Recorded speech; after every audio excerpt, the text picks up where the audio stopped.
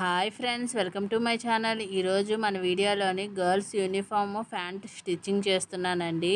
అయితే మనం బెల్ట్ కోసం 2 ముక్కలు తీసుకున్నాం కదండి, అంటే 2 క్లాతులు తీసుకున్నాం కదా, ఆ 2 క్లాతులు కలిపి స్టిచ్చింగ్ చేస్తానండి. అంటే మనకి చూడండి, ఇక్కడ చూపిస్తాను, ఇలా వచ్చింది కదండి. ఇప్పుడు మళ్ళీ ఫోల్డింగ్ చేసుకుని కుట్టుకోవాలండి. అంటే బయటికి దారాలు రాకుండా ఉండాలంటే ఇలా డబుల్ ఫోల్డింగ్ చేసుకుని కుట్టించుకోవాలండి. మనకు ఖర్చు 1 ఇంచ్ పెట్టుకున్నాం కదా, ఆ 1 ఇంచు ఇలా ఫోల్డింగ్ చేసుకుని కుట్టించుకుంటే మనకి నీట్గా ఉంటుందండి, ఖర్చు బయటికి కనిపించకుండా. అయితే ఇలా స్టిచ్చింగ్ చేసుకున్న తర్వాత రెండో వైపు కూడా స్టిచ్చింగ్ చేసుకోవాలండి. అంటే మొత్తం ఫోల్డింగ్ చేసుకోవాలి. చూడండి, మనకి ఇక్కడ చూపిస్తాను, మీకు అర్థమవుతుంది. చూడండి, ఒక వైపు అయిపోయింది కదా. ఇప్పుడు మనం బెల్ట్కి లాడా వేయడానికి ఫోల్డింగ్ చేసి కుట్టుకోవాలండి. కాబట్టి ముందు ఇది కూడా స్టిచ్చింగ్ చేసుకోవాలి. ఇది కూడా మనం 1 ఇంచ్ అనుకున్నాం కదా, ఆ 1 ఇంచు పెట్టుకుని స్టిచ్చింగ్ చేసుకోవాలండి ఇక్కడ కూడాని. అయితే అలా 1 ఇంచ్ వదులుకోవడం వల్ల మనకి లాడా ఎక్కించుకుందుకు ప్లేస్ వదులుకున్నట్టండి.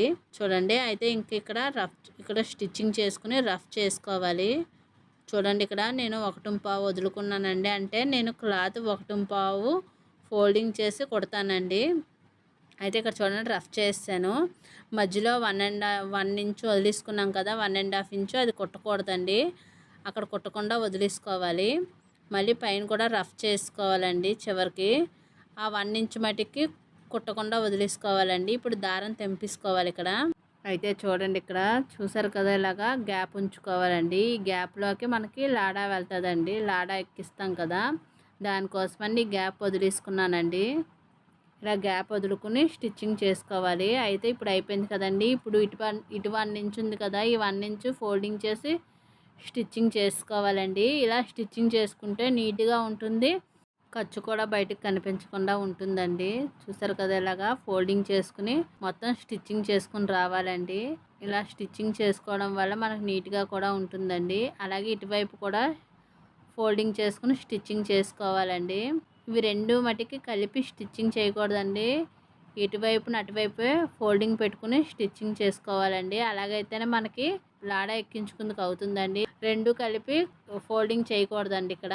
సరే, దేనికి దానికి ఫోల్డింగ్ చేయడం వల్ల ఇక్కడ మనం ఏదైతే వదిలేసుకున్నామో లాడా ఎక్కించుకుందుకి అది మనకి ఉంటుందండి. లేకపోతే 2 కలిపి స్టిచ్చింగ్ చేసుకుంటే మటుకి లాడా ఎక్కించుకుందుకు అవ్వదండి. చూడండి, ఇక్కడ గ్యాప్ ఉంది కదా, ఈ గ్యాప్లో మనం లాడా ఎక్కించుకోవాలండి. అయితే ఇక్కడ 1.5 ఇంచులు ఫోల్డింగ్ చేసుకుని కుట్టుకోవాలండి.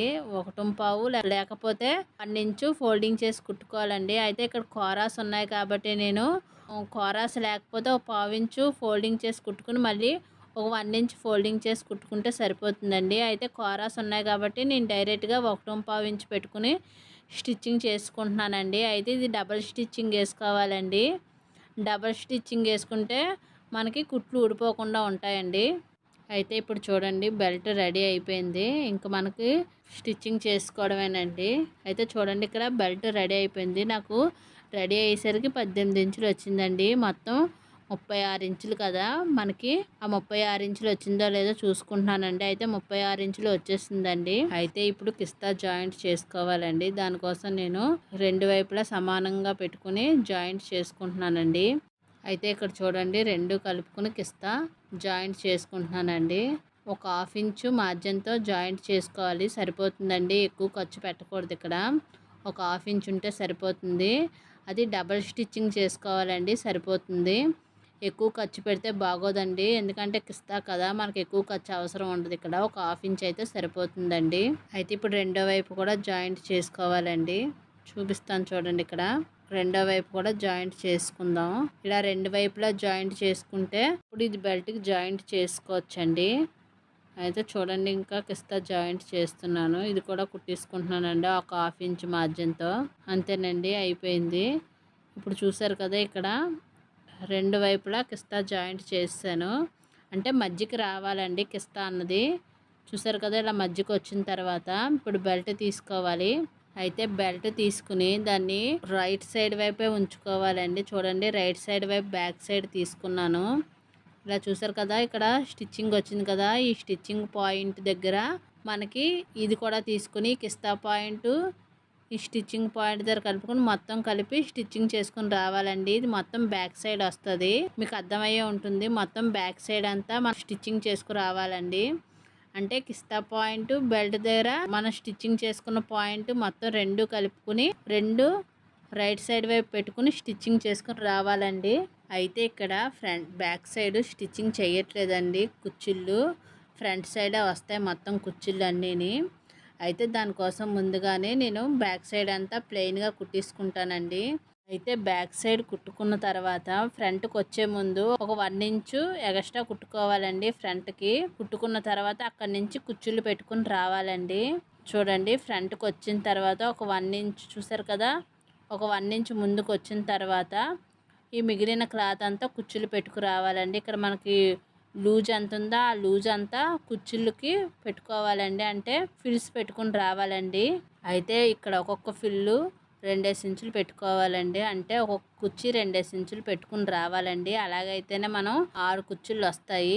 అయితే అది ఎలా వస్తుందండి అని అంటే 6 ఇంచులు ఎక్స్ట్రా పెట్టుకున్నాం కదా, ఆ 6 ఇంచులకి ఫ్రంట్ 6 ఇంచులు బ్యాక్ సైడ్ 6 ఇంచులు మొత్తం కలిపి 12 ఇంచులండి. ఆ 12 ఇంచులని కలిపి మనం ఇక్కడ ఫ్రంట్ పెట్టేసుకుంటున్నాం కుర్చీలన్నీ. మనం బ్యాక్ సైడ్ కుర్చీలు పెట్టలేదు కాబట్టి ఆ 6 ఇంచులు కూడా ఇందులో కలిసిపోయాయండి. మొత్తం 6, 6, 12 ఇంచులండి. 12 ఇంచులకి ఒక్కొక్క ఫిల్లు ఒక్కొక్క కుర్చీ 2 ఇంచులు పెట్టానండి. అయితే మొత్తం 6 కుర్చీలు వచ్చాయండి. అయితే ఇటుపక్క కూడా ఒక 6 కుర్చీలు వచ్చేలాగా మనం పెట్టుకోవాలండి. అయితే ఇక్కడ చూడండి కుర్చీలు ఎక్కడి దాకా వచ్చాయో చూసుకుని అక్కడికి ఆపేసుకోవాలండి. కిస్తా దగ్గర ఆపేసాను ఇక్కడ. ఇప్పుడు కిస్తా దగ్గర ఆపేసుకుని మనకి ఎంత అయితే వచ్చిందో చూడండి, కుర్చీలు ఎక్కడికైతే ఆగిపోయాయో అక్కడ ఎంత ఉందో చూసుకోవాలండి. మధ్యలో వస్తుంది కదా కిస్తా మధ్యకి ఎంత వచ్చిందో చూసుకోవాలండి అటు.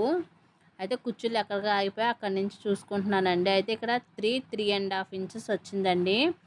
అదే ఇటువైపు కూడా 3.5 ఇంచెస్ వచ్చేలా చూసుకోవాలి. చూడండి ఇలా 3.5 ఇంచులు పెట్టుకున్నానండి. అక్కడ 3.5 దగ్గర కుర్చీలు ఆగిపోయాయి. అయితే ఇక్కడికి వచ్చేసరికి 3.5 దగ్గర ప్లెయిన్గా కుట్టుకుని ఇప్పుడు అయితే ఇటువైపు పాదం వైపు పెట్టుకున్నాం కదండి, ఇటువైపు మటుకి మన వైపు కుర్చీలు పెట్టుకుని కుట్టుకోవాలండి. నేను చెప్పడం మర్చిపోయాను. అయితే మనం అటువైపు పాదం వైపు పెట్టాం కాబట్టి కుచ్చుళ్ళు ఇటువైపు వాటికి మన వైపు పెట్టుకోవాలండి కుచ్చుళ్ళు. అలాగైతేనే రెండు ఒకవైపు వస్తాయండి కుచ్చుళ్ళు. మీకు ఫ్యాంట్ అంతా చూపిస్తానండి, అప్పుడు అర్థమవుతుంది కుచ్చుళ్ళు ఎలాగొచ్చాయి అన్నది. చూసారు కదా, ఇప్పుడు నా వైపు అయితే కుచ్చుళ్ళు పెట్టుకుంటున్నానండి. అయితే నేను 6 ఇంచెస్ 6 కుచ్చుళ్ళు వచ్చాయని చెప్పాను కదా, ఈ 6 కుచ్చుళ్ళు ఇక్కడ రావాలండి. అలా వచ్చేలాగా అడ్జస్ట్ చేసుకోవాలండి, అప్పుడే మనకి కరెక్ట్గా వస్తుంది. అయితే ఇక్కడ క్లాత్ సరి చేసుకుని పెట్టుకోవాలండి. సరి చేసుకుని పెట్టుకుంటేనే మనకు కుచ్చుళ్ళు కరెక్ట్గా వస్తాయండి.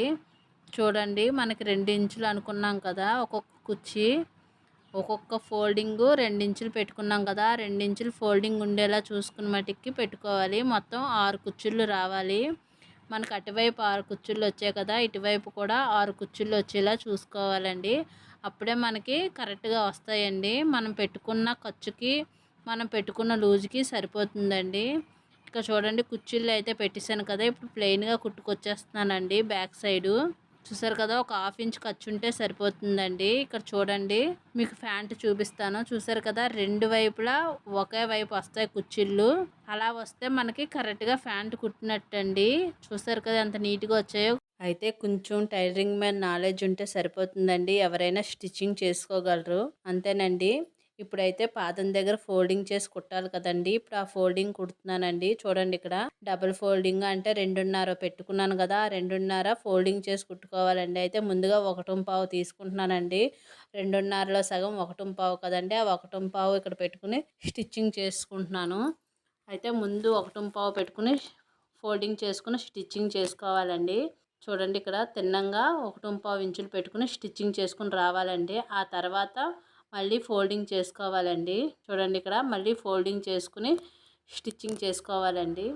అయితే ఇది ఫ్యాంట్ క్లాత్ కదండి, అందు గురించి నేను బక్రం వేయలేదండి. అయితే పలచగా ఉంటే మటుకు బక్రం వేయాలండి. ఇది ఫ్యాంట్ క్లాత్ కాబట్టి బక్రం వేయకుండా స్టిచ్చింగ్ చేస్తున్నానండి. చూసారు కదా, ఈ చివరిని కూడా ఒక స్టిచ్చింగ్ వేసుకొచ్చేయాలండి. అయితే ఇక్కడ నిలువుగా వేసుకుంటున్నానండి స్టిచ్చింగ్. కావాలనుకుంటే డిజైన్ వేసుకోవచ్చు. అయితే నేను డిజైన్ వేయట్లేదండి, మామూలుగా నార్మల్గానే ఒక 4-5 కుట్లు లైన్గా నిలువుగా వేసుకుంటున్నానండి. అలా వేసుకున్నా పర్వాలేదు. లేకపోతే మనం డిజైన్‌లా పెట్టుకోవాలనుకుంటే డిజైన్‌లా కూడా పెట్టుకోవచ్చండి. అది మన ఇష్టం పాదం దగ్గర. ఇది యూనిఫామ్ కాబట్టి ఇలాగా నిలువుగా స్టిచ్ చేసుకుంటున్నానండి, సరిపోతుంది. చూసారు కదా ఎంత నీట్‌గా వచ్చిందో. ప్యాంట్ క్లాత్ కాబట్టి నేను బకరం వేయలేదండి. అయితే రెండో సైడ్ కూడా ఇలాగే కుట్టేసుకోవాలండి.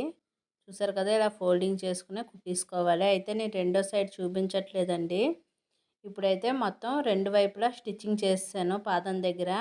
ఇప్పుడైతే నేను పైన నడుం దగ్గర టాప్ స్టిచ్ చేయలేదండి. అంటే మనం బెల్ట్ అతికిస్తాం కదా, హాఫ్ ఇంచ్ మార్జిన్తో స్టిచ్చింగ్ చేసుకున్నాం కదా, అయితే పైన టాప్ స్టిచ్ చేయాలండి. అది మర్చిపోయాను, వేయలేదు. అందుగురించి ఇప్పుడు వేసేసుకుంటున్నానండి. టాప్ స్టిచ్ వేయడం వల్ల డ్రెస్ నీట్గా కనిపిస్తుందండి. అలాగే కుట్లు కూడా టైట్గా ఉంటాయండి. అయితే ఇప్పుడు పాదం దగ్గర నుంచి కుట్టుకు రావాలండి. చూసారు కదా, ఇంకా మన కిస్తా దగ్గర జాయింట్ చేసుకోవాలి. చూడండి ఇప్పుడు చూపిస్తాను.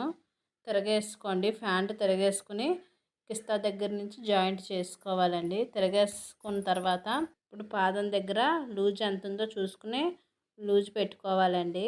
చూడండి ఇక్కడ 5.5 అయితే పెడుతున్నానండి. పాదం దగ్గర లూజు సరిపోతుంది. ఇలా 5.5 దగ్గర లూజ్ పెట్టుకుని మనం ఎంతైతే ఖర్చు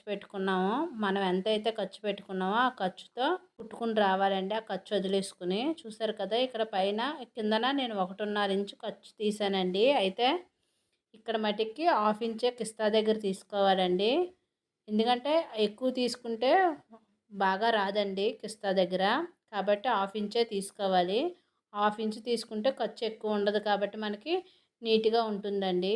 అయితే మనం రెండో పాదం దగ్గరికి వచ్చేసరి మటుకి మనం అయితే ఎంతైతే 1.5 ఇంచ్ తీసుకున్నామో ఆ 1.5 ఇంచ్ ఇక్కడ ఉండేలా చూసుకోవాలి. అయితే పాదం దగ్గర 5.5 పెట్టుకున్నాం కదా, 5.5 ఇక్కడ పెట్టేసుకోవాలండి. ఇక్కడ కూడా ఇలా పెట్టేసుకుని స్టిచ్చింగ్ చేసుకుని వచ్చేయాలండి. అయితే పాదం దగ్గరకు వచ్చేసరి రఫ్ చేసేయండి, సరిపోతుంది. తర్వాత రెండోసారి కూడా స్టిచ్చింగ్ చేసుకోవాలండి. మనకి ప్యాంట్ కదా, 2 సార్లు స్టిచ్చింగ్ చేసుకుంటే కుట్లు ఊడిపోకుండా టైట్గా ఉంటుందండి. అయితే మొత్తం ఈ విధంగా స్టిచ్చింగ్ చేసుకున్న తర్వాత ఎక్కువ ఉన్న క్లాత్ని కటింగ్ చేసుకోవాలండి. అంటే మనకు ఖర్చు ఎక్కువ పెట్టాను కదా, ఆ ఎక్కువ ఉన్న ఖర్చునంతా కటింగ్ చేసుకోవాలండి. అలా కటింగ్ చేసుకుంటేనే బాగుంటుందండి. అయితే దీనికి ఒక హాఫ్ ఇంచ్ ఖర్చు ఉంటే సరిపోతుందండి. ప్యాంట్ కదా లూజ్గానే ఉంటుంది కాబట్టి మనకు హాఫ్ ఇంచ్ ఖర్చు సరిపోతుందండి. అంటే ముందు ఎక్కువ ఎందుకు కటింగ్ చేసుకున్నానంటే సరిపోతే మనం ఇబ్బంది పడతాం కదండి. అందుగురించి ఒక 1.5 ఖర్చు పెట్టుకుని కటింగ్ చేసుకున్నానండి. లేకపోతే హాఫ్ ఇంచ్ ఉంటే సరిపోతుంది. మనం కటింగ్ చేసుకున్నప్పుడు ఎక్కువ కటింగ్ చేసుకున్నా పర్వాలేదు కానీ తక్కువైతే అవ్వకూడదండి.